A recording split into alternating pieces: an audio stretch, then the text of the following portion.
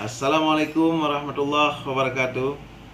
Saya Edward SKM selaku Camat Meltasik Kabupaten Aceh Besar menanggapi perkembangan situasi menjelang pelantikan Presiden dan Wakil Presiden terpilih.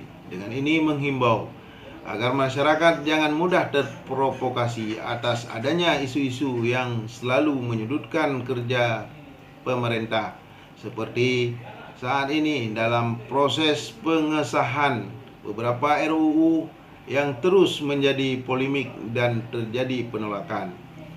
Dihimbau kepada masyarakat agar dapat bersama-sama menjaga kondusivitas menjelang pelantikan Presiden dan Wakil Presiden.